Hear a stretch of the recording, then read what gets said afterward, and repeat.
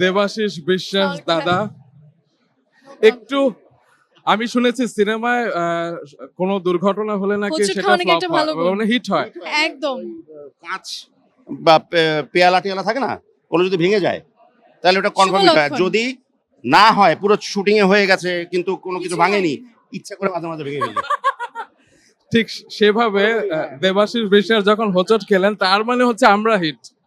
Of course তোমরা always hit, Carol hit, Roman hit, সবসময় hit তোমরা। Thank you so much. তো দেবাশিস বিশ্বাস হচ্ছেন এমন একজন মানুষ যিনি হচ্ছে গিয়ে আসলে সব উপস্থাপক তো সব সফল চলচ্চিত্র পরিচালক হয় না, আবার সব সফল চলচ্চিত্র পরিচালক সফল উপস্থাপক হয় না। তার হচ্ছে একই অঙ্গে অনেক রূপ। আমার আরো অনেকগুলো রূপ আছে, ওগুলো বলবো না। ও আর গড, উপস্থাপক সিক্রেট হিসেবে আর অনেক এরকম একটা কিছু। ইমেজ বানানো কিন্তু একটা ট্যালেন্টের ব্যাপার। And I am a huge fan of you. আমি নতুন নতুন উপস্থাপনা করার চেষ্টা করছি, আমাকে একটা ছোট টিপস দিয়ে দিন। আচ্ছা, আশীর্বাদ দিয়ে দিলাম। থ্যাংক ইউ সো মাচ দাদা। তুমি কি টিপস চাচ্ছ উপস্থাপনা? হ্যাঁ, আমি তো ভাবছি যে তার প্রথম চলচ্চিত্র হচ্ছে শ্বশুরবাড়ি জিন্দাবাদ, তার আরেকটি চলচ্চিত্র হচ্ছে শুভ বিবাহ। তুমি বিয়ের কোনো টিপস চাইছো? ওটা দরকার নেই, আমার পক্ষ থেকে ওনাকে একটু বকা দিয়ে দিন। আমি বকা দিয়ে দিলাম না, এটা দরকার নেই। Thank you so much. আচ্ছা, তবে আমরা আমাদের প্রিয় চলচ্চিত্র পরিচালক উপস্থাপক দেবাশিস বিশ্বাসকে দেখি, তিনি যাই মুখে যাই বলেন ফান করে, কিন্তু আসলে সংসারটা এত সুন্দরভাবে করছেন। 1 অক্টোবর খুব সম্ভবত আপনার ম্যারেজ অ্যানিভার্সারি। ওকে ওকে না আলাদা করে একটা অ্যাওয়ার্ড দেওয়া উচিত। এটা আমি একদমই সহমত। বলতে চাই, হ্যাঁ, এটা বলতেই হবে, এই একটি মাত্র লোক যে কিনা, মানে এটা না, এটা এটা কাইন্ড অফ কি হয়, ও কিন্তু মানুষের ব্লেসিং কুড়ায়।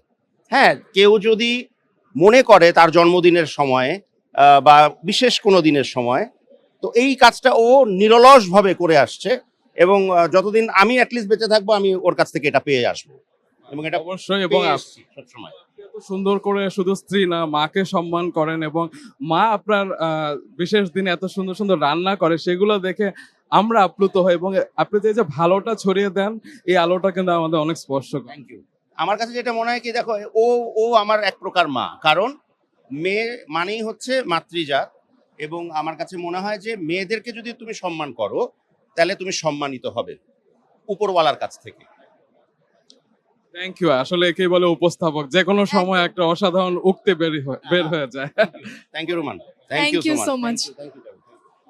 এবার ঠিক করে যাও। হ্যাঁ হ্যাঁ।